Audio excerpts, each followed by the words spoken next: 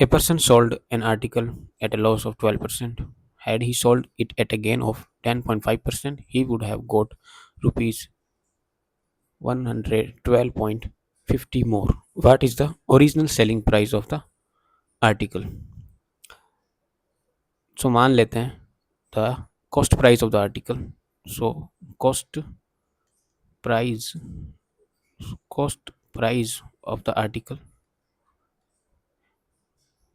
एक बार के लिए मान लेते हैं कि कॉस्ट प्राइस है आर्टिकल की, और a person sold an article at a loss of 12%, और इसको मान लेते हैं हम 100x।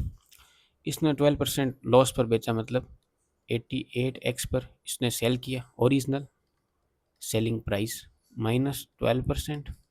अगर वो इसे 10.5% के गेन पर बेचता, then he have got 112.50 more rupees. अगर वो उसे 10.5% के, तो 110.5x पर बेचता, तो इसे कितने गेन होता?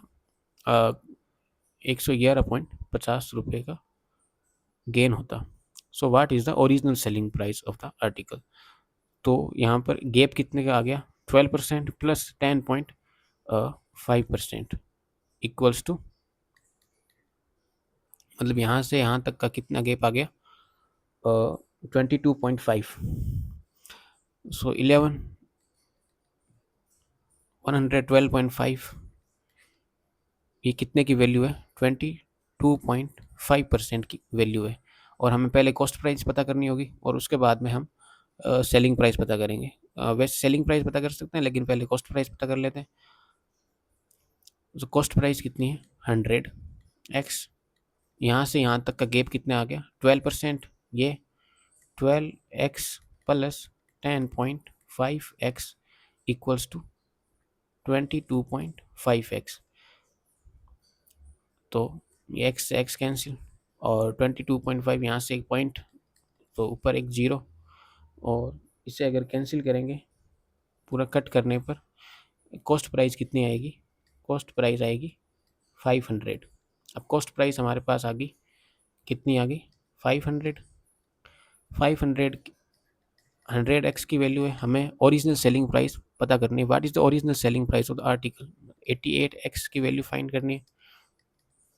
तो वैल्यू कितनी होगी? 440 रुपीज़। आप चाहें तो डायरेक्ट भी निकाल सकते हैं कि 22.5x एक 112.55 की वैल्यू है, और कॉस्ट सेलिंग प्राइस की वैल्यू फाइंड आउट करनी है, तो इंटू 88 भी कर सकते हैं। और अगर वैसे नहीं करना, तो कॉस्ट प्राइस 100x की वैल्यू फाइंड आउट करें। Cost price I 500, cost price हमारे पास आ गई 500, और उसके बाद कॉस्ट प्राइस 500। 500 किसकी वैल्यू थी? 100x की। हमने किसकी फाइंड आउट कर ली? 88x की। तो 440 रुपीज़। तो ऑप्शन बी।